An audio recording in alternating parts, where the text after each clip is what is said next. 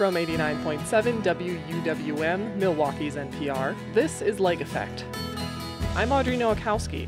Today, we learn about how the Milwaukee Turners organization is trying to reclaim its role as a progressive force in the city. Then, a Milwaukee boutique owner describes the losses and successes of operating a business during the pandemic. The thing that has hit the hardest is probably us not being able to get together. So it's not financial or anything like that for me or for Jazzy Ray.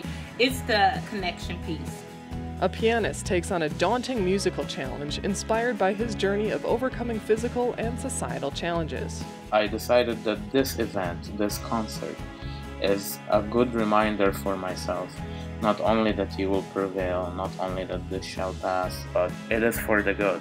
Plus, we'll learn the do's and don'ts of giving to a local charity. Lake Effect is next, but first the news. This is Lake Effect from 89.7 WUWM, Milwaukee's NPR. I'm Audrey Nowakowski. Thanks for joining us. If you know about the Milwaukee Turners, you probably know them for their music venue, Turner Hall, their rock climbing gym, or even their fish fry. But you might not know about the Turners' deep roots in Milwaukee, which date back to 1853. From their location in the heart of downtown, the Turners have been dedicated to strengthening the community through the idea of a sound mind and a sound body. Back in the 1800s, that looked like German men lifting weights, doing gymnastics, and discussing the issues of the day. But today's Turners look a little different, and their new executive director is embracing a new vision for the organization. Lake Effect's Ben Binversi spoke with the new director, Emilio De Torre, about how he's planning on drawing on the Turners' history to reclaim their role in Milwaukee. He starts with a short history lesson on the origins of the Turners. The Turners came here from Germany. They were the 48ers, a generation of progressive and liberal German folks who had wanted change and democratic reform in Germany. And that failed. There was a failed conflict in Germany. And so they emigrated to the United States. And in 1853, you move forward a few years, the Turners started here in Milwaukee. It's funny, they started even before then as an offshoot of the Napoleonic Wars. And so this gentleman who they call Father Jan is considered the father of modern-day gymnastics, credited with inventing the rings and the uneven bars. And he felt upset that the Germans got squashed so easily, and so he wanted them to be stronger of spirit, mind, and body. And so they did all these exercise programs, and they had very progressive ideals. They were abolitionists. They felt strongly opposed to the notion that a human could own another human. Turners were very active in the Civil War. We have monuments to their battling there. They provided the bodyguard to Abraham Lincoln for his inauguration, as well as his funeral. He didn't use them as bodyguards during theater night, so that's his mistake. And while they did this, they provided an opportunity for these immigrants to get together and socialize, have fish fries, drink. They had forums. They talked about the issues of the day. They asked for a mission statement lots of times when you're applying for a grant. And there really isn't a mission statement for the Turners. They have a sound mind and a sound body, and then they look at that through their four principles of liberty against all oppression, tolerance against all fanaticism, reason against all superstition, and justice against all exploitation. It's a mouthful, but it's something to be proud of. And so they've applied those philosophical elements to this notion of being fit and discussing these ideas. And so from the earliest days in the 1800s on, they pushed for immigration rights. They looked at women's suffrage. They wanted clear and transparent government. All three socialist mayors of Milwaukee, as well as some Democratic ones, were Turners. The sewer socialists pushing for elimination of corruption. That's kind of their early history. And eventually they expanded and they moved here to the Turner Hall that you all love and know, which in addition to having had fish fries and this rock and concert hall, has arguably one of the oldest continuously running gyms, if not the oldest continuously running gym in the United States, second oldest climbing wall in the United States. And it's run by Kim Kosmaitis, who's a Milwaukee legend here. And the rock climbing walls are great. And we just revamped our weights and gymnastics room. And I invite people to check it out. But that's where we were historically. They got a little quiet, I think, following Frank Zeidler, and focused a little more on on fish fries and having some of the discussions, say, with confronting mass incarceration, the forums, of course, when they took place on PBS as the Fourth Street Forum, which was how I learned about Milwaukee when I moved here. Yeah. So rich history in 1800s, and then kind of a little bit of a fade or a low profile for the Turners. Where do you come into that? You recently started as executive director with the organization. What are you looking to draw from that past, and how are you looking to bring that into the future of the Turners?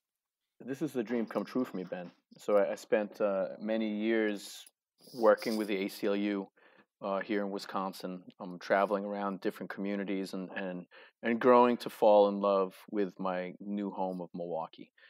And I had been a card-carrying Turner prior to then, but outside of emceeing a few events and participating in events, I hadn't considered myself in this role. When I saw it was open, I leapt on it because this is a fantastic opportunity to have this beautiful building here in the heart of Milwaukee live up to its charge of supporting liberty, tolerance, reason, and justice. And I know, being somebody that's worked alongside so many different communities in Milwaukee, that they have resources here, and there's this like desire to do things for one another that people feel. There's a desire to support one another and to break bread with one another and to acknowledge and recognize the differences we all have, but appreciate those and do things. And I saw this as an opportunity to kind of, to build a Milwaukee Order of the Phoenix among good people. And we've been doing just that. We have more members now in the 7 months since I've been here. We're up to almost 400 members. We haven't had this many members since the 1800s. Wow. And this is great. And it's diverse membership. We have Black and Latinx and Asian and Native members. We have a lot of young members, so 25-year-old bracket. And they get invited to come to all of these different fora. We've been doing a lot more mutual aid, and we've been doing a lot more listening. So we've been partnering with folks like Ayuda Mutua, the Brown Berets, Metcalf Park Community Bridges, the different mutual aid groups that are part of the DSA. We're planning another mutual aid event where we gave out over 300 boxes of food with our community partners and $2,500 worth of gift certificates, food certificates to El Rey. And now we're bringing in the Humane Association so that they can also give free food to folks that are struggling to find employment. It doesn't mean that they should give up their furry family. So we'll kind of fit that in too. Yeah. Is there anything from looking back at the Turners' history that you want to leave behind, whether that's, more ancient 1800s history or, more recent changes in the organization? Is there anything that you thought we can do this better or we can do this differently? Yes, I ask that question of myself almost daily. And there are different things. So I'm still learning the history of the Turners right now, right? There's one of the things that I wanted to do better is I wanted to organize their history. And I'm working with these tremendous volunteers that are now archiving who their members are and preserving their history, because I think it was neglected. There's stuff forgotten in boxes with styrofoam plates, What I don't want to do is I don't want to have the Turners become a museum. I think that the strong ideals that created the Turners and the way that they were able to serve Milwaukee and the different communities in Milwaukee based on their principles and ideals is what we need to re-embrace now. And I think that's what we're doing. And it's not just for this insular group, which was originally based on ethnic Germans and then German Americans, and they began to dig deeper into becoming a more Pan-American identity around World War II because they were so active in fighting the Nazis. And this is another part of the history people don't talk about. They were the first group in the state to ban Nazis from being members and to beg the State Department to take sanctions against Germany even before Kristallnacht. I mean, I didn't know this until I was here. So I want us to be active in that way again, and I want the Turners to reflect the myriad faces and interests of the different people. We've reinvigorated the newsletter, and we have all of these fantastic people contributing articles and artwork and stories to the newsletter, not just one person. I have a fantastic and diverse and growing board. We are now creating an RFP so that we can have somebody new in the restaurant and see what that looks like by plugging into who we are as a reinvigorated Turner identity, and then partnering with our friends, the Paps, who rent out the ballroom and put on these great concerts. And it would be nice to have a restaurant that integrates with all of this and can be vibrant. Some of the things I want to leave behind too, I mean, we've been finding hilarious things we're trying to share on Instagram, like this very lengthy letter written by a man in 1897 who felt he was falsely accused of having thrown up in the bar across the bar tabletop. And he writes this, flowery Victorian 1,000-word essay about how it wasn't him and he feels his honor has been besmirched, and he's practically challenging this man that was laughing at him to fisticuffs or a duel. I don't want that kind of nonsense, but I do want to elevate those stories. I will be thinking about that person next time I'm in Turner Hall. We're always finding new things in here too. We had a group of paranormal investigators led by my friend Susan Scott Fry spend 48 hours in here so we could take a look at doing a haunted Turner Hall. I don't know if you can see over my shoulder. I have my three ubiquitous office comrades here. There's 3 urns that have the ashes of previous Turners, 2 of which were found in walls in the building. Oh, wow. That is spooky. Yeah. Can you imagine? You're doing a little construction. You think, uh-oh, this isn't from Penzies. Looks a little like white pepper, I imagine. Every time I've been in Turner Hall, I'm marveling at like the building itself. It has a very national treasure feel to it, and hearing about the urns in the walls adds to that. How do you want to use that building and your location there downtown to kind of branch out and reach more of Milwaukee? Right now, maybe it looks a little different during the pandemic, but as we get out of this phase and things start to open up again, what does that look like for you? That's a very big part of what our vision is right now, and we wanted to provide service and support. We want to be a vital organ in the body that is Milwaukee. And so one of the programs that we experimented with was called Level Up from Stress, and we'd heard from a lot of our friends who are doing incredible work in especially Black and Latino communities in Milwaukee, that are working all day and then providing food and resources to people suffering from COVID and subsequent unemployment has been difficult for them. Folks have been smoking more, drinking, eating unhealthy, stressing out. And so we created a program with a bunch of partners to provide mental fitness, physical fitness, nutrition, and let our gym be a service and let our space be a service, including like responsibly distanced recreation. So we offered all of these things for free to these folks that probably had never considered what Turner Hall was or been here. And we gave them wellness packages so they could take these things home. It's not charity, it's solidarity, it's mutual aid. Like, you're doing these things for Milwaukee, let this small piece of Milwaukee do for you. And now we're working with other partners to tell this story and hopefully scale it up. We'd like to work with the families of people who have loved ones that are incarcerated, so that now, while people are facing a reality in a pandemic of being the single provider for their family, the breadwinner, the parent, the nurturer, where can they come together and speak to folks that are in a similar situation? How can they talk about issues of dignity? Is there a way we can get some mental health specialists to work with them? We have all of the space and rooms. Let's put it to a good use, and let's also make them card-carrying Turners so that they can take advantage of our gym and our resources and our panel discussions. Yeah. That's how I see it growing. People should avail themselves of this and know that the whole city is their city. We need to move past this segregation that has given us this horrible racist identity in Milwaukee, as one of the most segregated cities in the country, and take advantage of the things that are here for them. Emilio De Torre is the executive director of the Milwaukee Turners. He spoke with Lake Effect's Ben Benversi.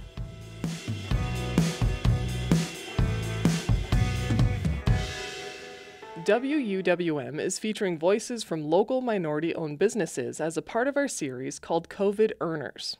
1 year into the pandemic, this series is highlighting the struggles businesses have faced and how they've persevered. Today, we hear from John Ray Stowers. She runs a clothing boutique called Jazzy Ray Jewels and Accessories on Vliet Street in Milwaukee. Stowers' boutique is more than just a place to shop for fashionable outfits and jewelry. She says it's a place where women lift each other up and network. Stowers spoke with WUWM's Mayan Silver about how she's managed to keep the sense of community going as a part of our COVID Earners series. She begins by describing the boutique. I would say the customers like to call it the home of statement making apparel and accessories. We are very much about sisterhood and about coming together to celebrate women. The space is a place where women commune. We've been known to be called the women's sanctuary, where women can come and shop, and being in the store is all about them. So they can, sit down for a minute, talk, network, connect, have fun, laugh. It's just a great place to be. It sounds like it's a lot more than just a clothing store. It is. It really is a networking place. Like when women come in, they're shocked when they see, someone they haven't seen in years. So it's like, oh my goodness, we hear that a lot. And so we're very much it's like I call it a sisterhood. Like we high five each other. We let people cry in there, and we have tissue ready. It's just a place where women can just have a moment and shop, right? Because shopping is the most important component. And treating themselves, it's kind of like a self-care kind of thing. Like finding something that looks good on you is kind of an emotional pickup as well as just looking nice. It is. And when women come out of the fitting room, we're like, hey, go ahead and walk the runway. You look good, and, it really pumps the woman up. So that is, that in itself is so much fun just to watch and see. So there's no necessarily specific target customer. It's kind of like, or is there one? That's a great question.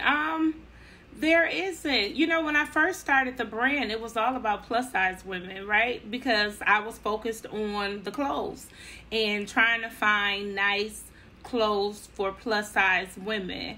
Actually, it was jewelry, and then it morphed to plus size women.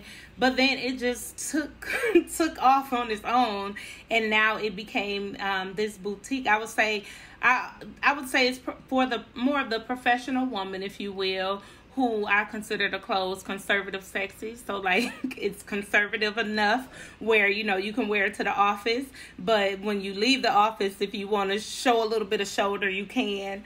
But it's not necessarily, but it's conservative, I'm a married woman of almost 19 years. I have to keep it classy.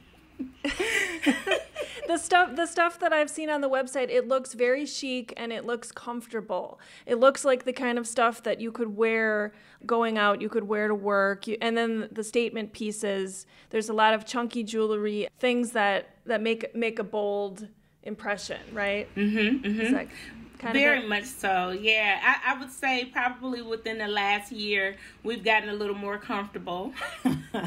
But Yes. Right. But maybe some stuff before the pandemic would be a little more cinched in or something. Yeah, a little more, statement making for events, right? Where you can dress up a little more, toss on a heel or two, But definitely now with the pandemic, things have shifted a little bit. So that leads into the next sort of question. What was business like before the pandemic? You talked about the Divas Brunch, and you talked about, I just want to know what some of your successes were and what some of your challenges were before the pandemic. Okay, so the successes before the pandemic, like I said, the space was an open space for women to come and just hang out. It was a hangout. Women would plan their Saturdays around coming to the shop, right? We call it the shop. And so, we would have cheese and crackers, cookies, whatever we needed to just, we may order pizza that day in the shop because it was all about shopping and networking. And I would say that was definitely a success of ours and what set us apart from other boutiques. And then after the pandemic, or during the pandemic, we had to close our doors. And I would say the first 3 months of the pandemic, I struggled. It was hard for me. One, it's because I'm an extreme extrovert. I love people. I can talk to anybody, and I love seeing women come together and connect or exchange business cards, or I would say my strength is definitely connecting. I'm a connector. So I struggled because I had to close my doors. So with closing the doors, I had to think of what can I do to get these women on board and connecting with us and remembering us. And so how can I still, keep the brand going? And so it turned into the whole comfort piece of clothing, right? So we're all working from home. We all still want to be kind of cute, and we all, and we need to be comfortable, right? And so I came up with the Diva set. So the Diva set is a nice top and with the matching bottoms. Usually it's like a legging set, if you will, stretchy material so that if you're sitting down for a long time, you don't feel anything cutting into you. It's very comfortable. But not only did I want it to be comfortable, I wanted it to be cute. And so that became what helped, I definitely think, keep the doors open during the pandemic. So, I'm offering different color sets, different kind of sets, set after set after set. And so that was one thing. And I think that when we were able to do curbside, I remember the first time we did curbside and one of my customers pulled up to get her order and she just cried in the car. And when I tell you, it gets me emotional now, so I'm not going to do any crying on it. But when she cried in the car, it was her first contact with adults other than her husband and children. It was like, wow. And the fact that they miss being at the shop, and when women start to realize that the shop is their place, right? It's almost like, when you go to Target, you at Target, but you're shopping. You're not necessarily meeting with people, you're shopping. But at the boutique, you're shopping, you're meeting with people, you're being loved on, you're sharing information. So it definitely was a pivot that we had to do. And we're still doing, because I'm not officially open yet. I'm still doing curbside. I have a Facebook group. It's a private group where, we're in there. We could be changing clothes in there so you can see what an outfit looks like. We're putting encouraging messages. We're asking questions. What's happening in your world? How are you feeling about this? The hot topics. So it has went from where women were in the store to now we have this online platform in this private group to still express ourselves. And then from that group, we implemented 2 additional initiatives. One is called the Divas Connect initiative, and that is where women get paired up with other women, and throughout the month, they're expected to get together, whether it's for coffee, whether it's for a Zoom or something like that. And then we also have a book club where we're reading a book each month, and we're getting together to talk about it at the end of the month. So just to kind of keep the community going within Jazzy Ray. That's amazing. You're really taking it upon yourself to find the humanity and the connection once physical distancing started. You were just like, I need to make sure that this business keeps the community together. Exactly. I always say, Jazzy Ray, where fashion and community connects. Mm-hmm. Given this past year, essentially, because it's been since March of 2020 that we've all been going through this, what has hit the hardest on the bottom line, and how have you been able to basically stay afloat? Mm-hmm. I think the thing that has hit the hardest is probably us not being able to get together. That hit the hardest. It's not financial or anything like that for me or for Jazzy Ray in particular. It's the connection piece. And so I think that that's why the Jazzy Ray group is so important.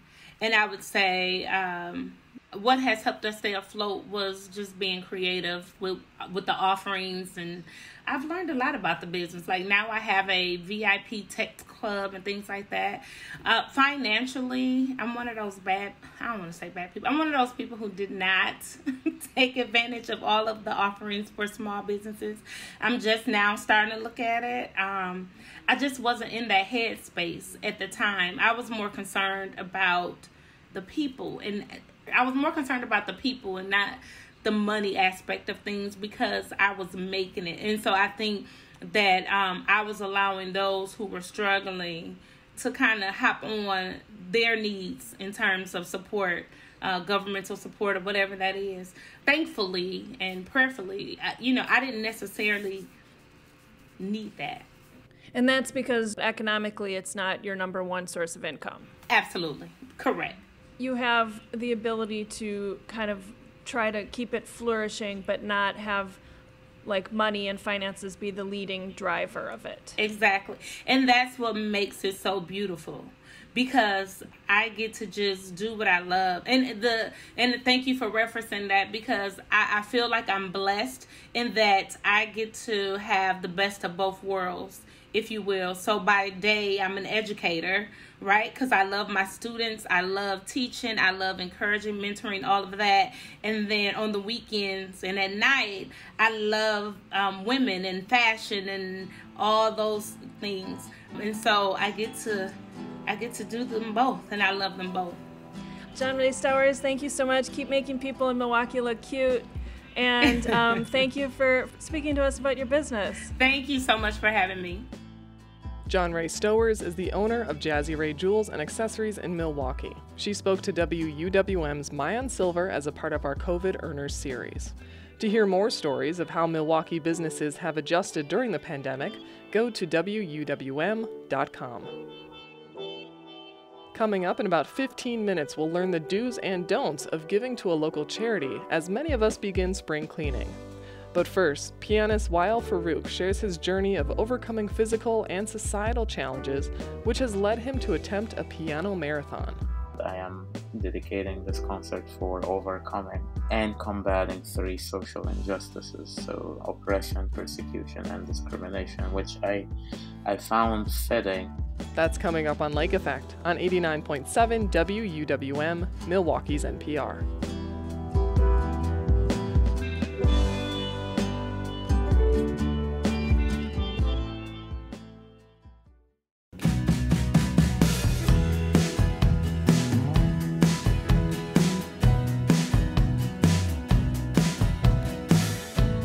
You're listening to Lake Effect on 89.7 WUWM. I'm Audrey Nowakowski.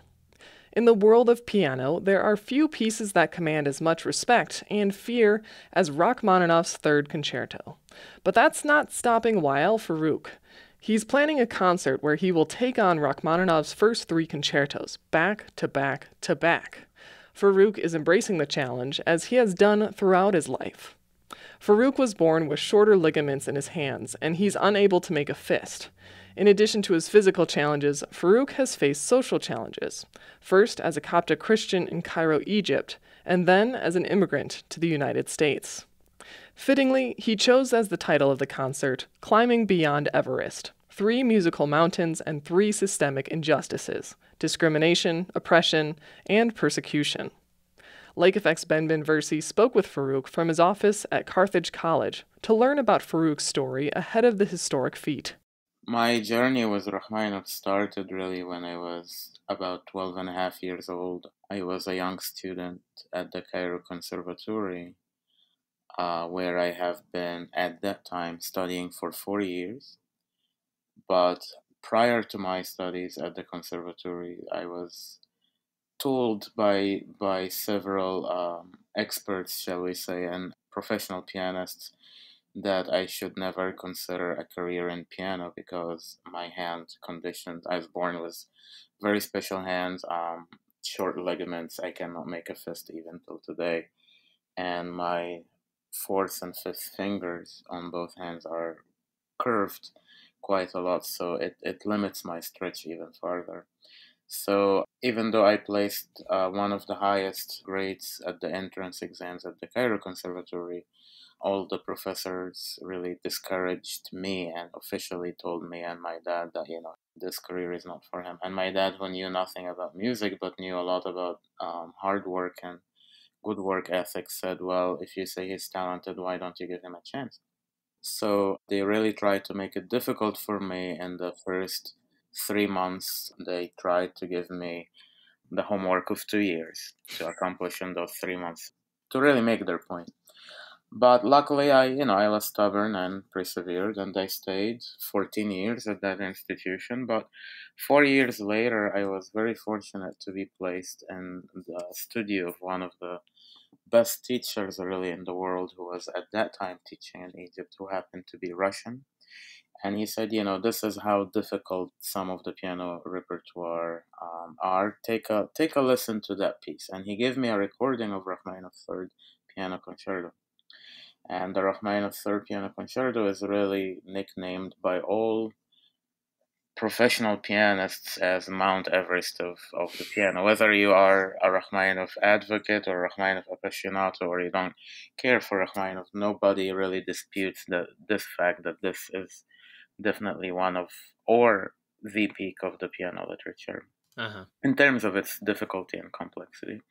So I heard the piece for the first time when I was 12. It was about 45 minutes long, and from the first second till the very last second, I was just frozen. I was under this spell. It's not even music anymore. It's just an experience, a life experience.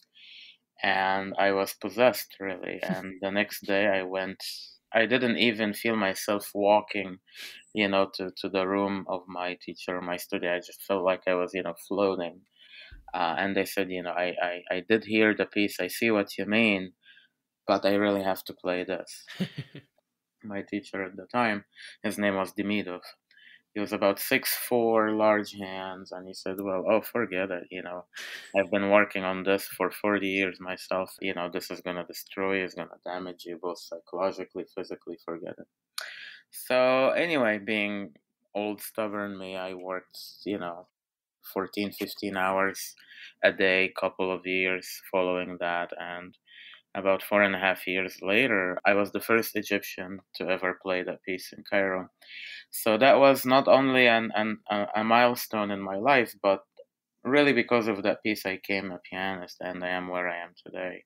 So every time I am asked to play the third, it brings back all of those great memories. But this time, we're not only doing number 3, but doing numbers 1, 2, and then 3 at the same evening. So numbers 1 and 2 are not, peanuts of the repertoire. They are still quite the big mountains, but having all 3 together makes this very, very special. Yeah. So playing these 3 concertis back to back to back has never been done before. And for people who don't understand the difficulty of this feat, can you attempt to explain it? I will attempt. Let's talk about the difficulties of doing back to back to back. This is like running 3 marathons. We're only taking 10 minutes between each piece and saving the hardest one all the way to the end, because we were playing them in order. So we're playing numbers 1 and then 2 and then 3, which is, almost more difficult than 1 and 2 combined, and then some. So the physical challenges will already apparent. I don't think I need to speak much into that, but also the mental challenges and the focus and the emotional challenges. That's yet another sphere. So they take about close to 2.5 hours, but I'm playing all of those pieces from memory. Yeah. So I'm not using a score, and there are a lot of cues between you and the conductor and the orchestra. And of course, because of the pandemic, we have to record this event in an empty hall, so it's not open to the public. So the sound is quite different. And an orchestra of 60 or 70 players usually are sitting in a cozy setup together for sound purposes and for lineup and for cues and eye contact purposes. But now, because of the pandemic, everybody has to have 6 feet in between. So the orchestra will be spread over 2.5 states, right? So some will be in Illinois and some will be, God knows where. And so that will be an extra challenge. So they are viewed as 3 musical mountains, and I am dedicating this concert for overcoming and combating 3 social injustices, so oppression, persecution, and discrimination, which I found fitting. Rachmaninoff himself went through a lot of persecution, as labeled as third-rate composer, which he was really not at all. He suffered defeat, he suffered depression, but he still picked up his pieces and gathered himself and really established himself as one of the most important figures musically in the 20th century. It strikes me hearing your story and the challenges that you've overcome physically, societally, that you are who you are, not in spite of those challenges, but precisely because of them. You incorporate those difficulties and challenges into your story, and it's part of who you are. Growing up, not only having these physical challenges in my hands and also in my eyes. I was born with very rare eye condition that both my inner lenses are not in the right place. So that caused me to have really poor eyesight, which in a way prevented me from playing a lot outside with other kids, but at the same time compelled me and given me a lot of satisfaction sitting at my piano, sight reading a lot of music and memorizing massive amount of music, which I'm playing today. But also, I grew up in Egypt as a Coptic Christian, and at that time, things were not very easy for Christians, and there was a lot of persecution. 5 years ago, the scene completely changed with the current president, and there is a lot of equality that took place. But back then, in the 80s and 90s, it was expected if you are a Christian that you just to be thrown in jail for your faith. And I had family members who went through that, and of course my own parents growing up in 40s and 50s and 60s, things were even harder for them because of their faith. So that in a way gave me the concept of resilience and really being proud of what you have, and your faith is really what gotten you through many of these difficulties. However, over the past 5 years and seeing the times we are in today with what's happening in the world, the events of last week in Boulder or Atlanta or Kenosha, a couple miles from where I live, the events of the last summer, and connected those with some of my experiences the last 4 or 5 years facing similar, difficulties and I would say discrimination and even persecution having to do with where I am from or what I believe in or what kind of faith you have. I decided that this event, this concert, is a good reminder for myself and a good reminder for those who are facing such times. Not only that you will prevail, not only that this shall pass, but it is for the good, and it's something will shape you and will make you stronger, and it will, we have this verse in the Bible that gold is tested by fire, and I believe the more you have, the more you will go through, and obstacles and sufferings are not to label you who you are. They really provoke success and strength out of you. I heard that your father gave you a toy piano for your third birthday as a way to potentially help you, stretch out your ligaments and give you some increased dexterity in your hands. But it's fascinating to follow that little 3-year-old YL to where we are now and how you've channeled all of that experience and managed to now share it with others. The toy piano story always, makes me smile because when I was 2.5, that's when my parents noticed that my hands are really not functioning because they're too small. I couldn't hold on to anything. My dad took me to a physician at 2.5 and said, "Well, what should we do? Does he need operation, surgery, injections?"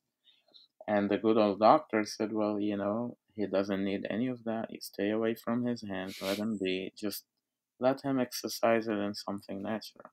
So my parents, who knew nothing about music, let alone classical music, which is not that common in Cairo, Egypt, my dad got me that toy piano for my third birthday, just in a way, as you exactly said, to use my hand and that became my best friend in the world. So yes, playing the piano is one of the hardest things you can do. Not if you're playing it recreationally or therapeutically, right? But if you are playing it professionally and making it your life and your livelihood, it becomes challenging. But to be honest, I never felt for 1 second that playing the piano is a struggle for me.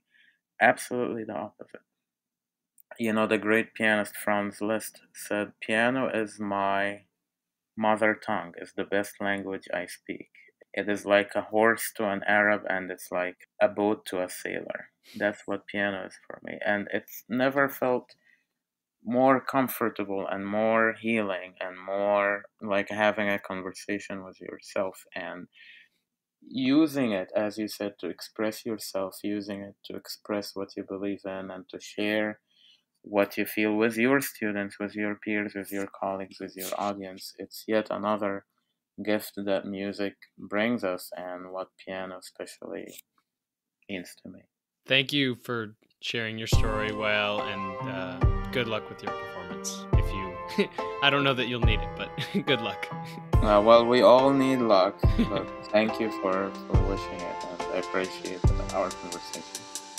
Wael Farouk is an assistant professor of music and director of keyboard studies at Carthage College. His concert, Climbing Beyond Everest, will be available to stream online April 17th through June 15th. You can find more information about the concert at wuwm.com. With spring in full swing, many of us have begun spring cleaning, putting aside clothes and other items for donations. But giving unwanted or unusable items to charity can just cause them more stress. An office will have a clothing drive, which is such a great idea, but it's really not, because then people look at that as a way just to get rid of everything they have in their house. After the break, we'll learn about the do's and don'ts of giving to local charities. That's next on Lake Effect on 89.7 WUWM, Milwaukee's NPR.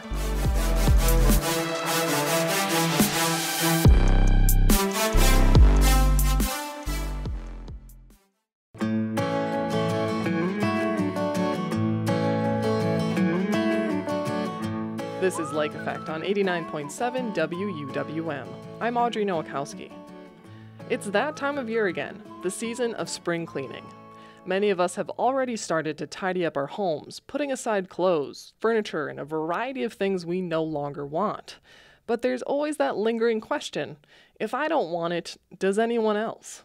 Some charities have the space to keep and sort donations, but many local organizations don't, and they're often the charities most in need. So what should you do? Jerry Kavanaugh has some answers. Kavanaugh is the volunteer coordinator at Community Advocates, a local nonprofit that helps Milwaukeeans meet their basic needs. She joins Lake Effect's Joy Powers to explain how you should and shouldn't give to local charities. So it's springtime, which means a lot of us are starting to go through our homes doing a lot of spring cleaning.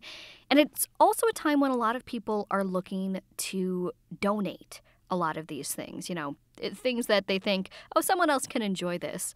So when we're going through our homes looking for things that we can donate, what are some of the things that are useful? So from my point of view, we have a shelter on the near south side, which is a temporary housing for men, women, and children.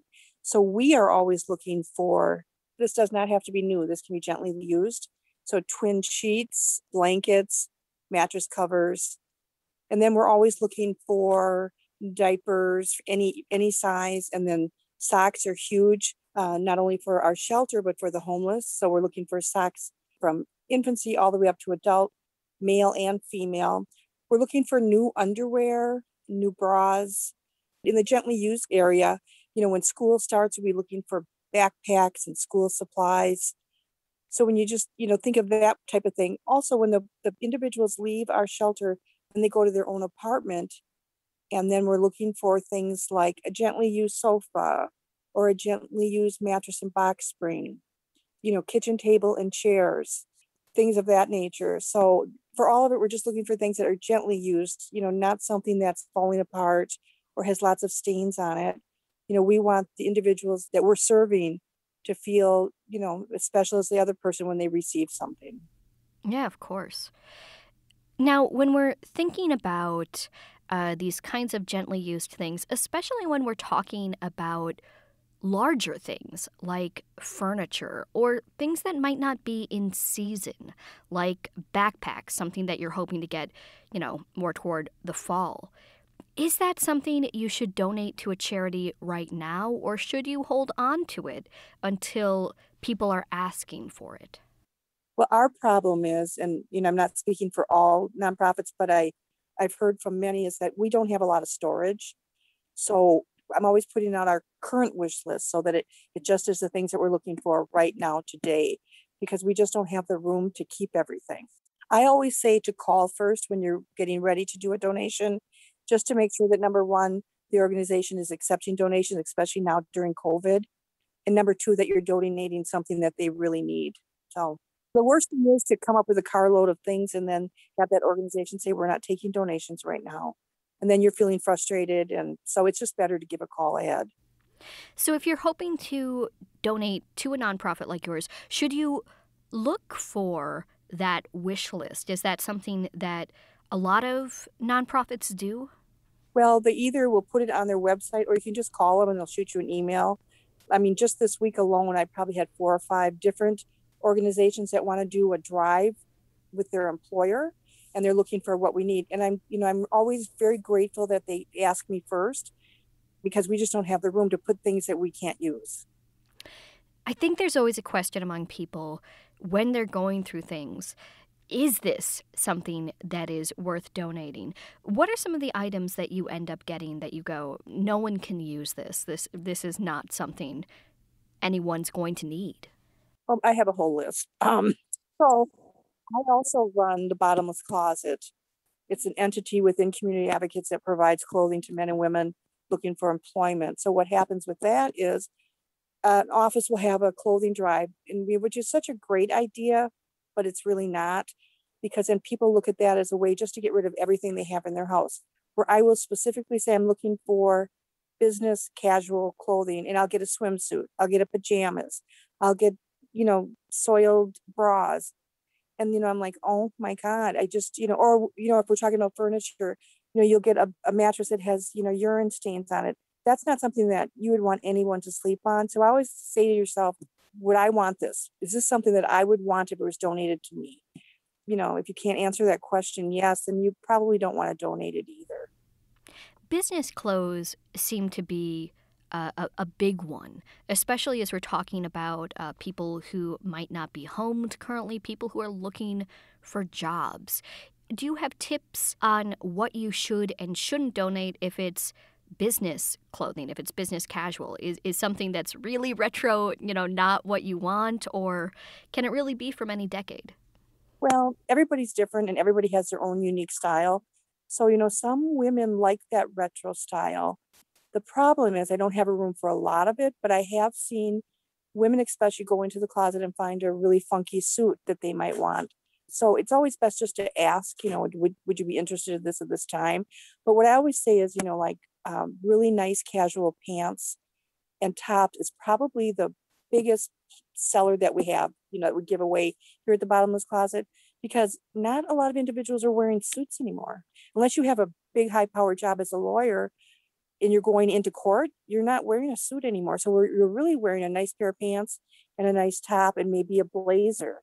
And for a man, you're looking at just a nice pair of pants and a shirt, maybe a tie, but not always anymore. So a gently used button up, a pencil skirt, things like that. Yeah, a pencil skirt is awesome.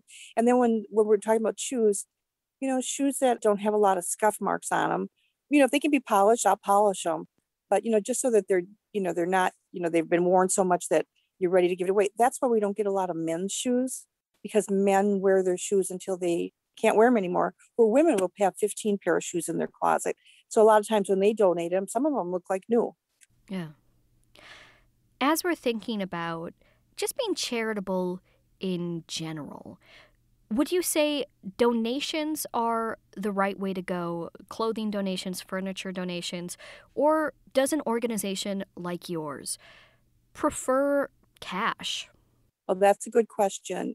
The nice thing about cash is that we can do with it what our biggest need is. So like on our list right now, we need strollers, pack and plays, car seats. That is not something that we may get some, but we don't get a lot. So if we get a cash donation, that's something that we can go out and get those items and shop around to get, something that's pretty good quality for a very good price. So cash is always welcome, and we really appreciate it.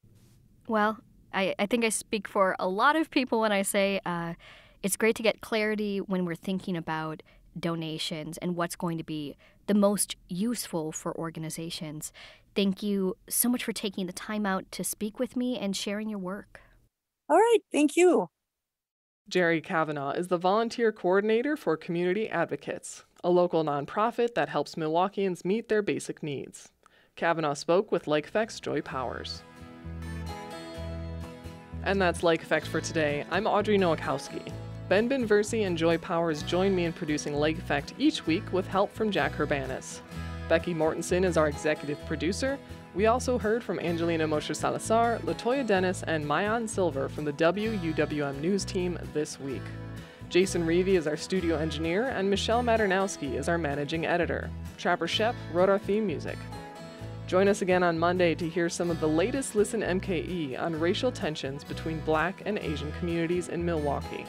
Plus, Bubbler Talk explores the historic churches on Milwaukee's South Side.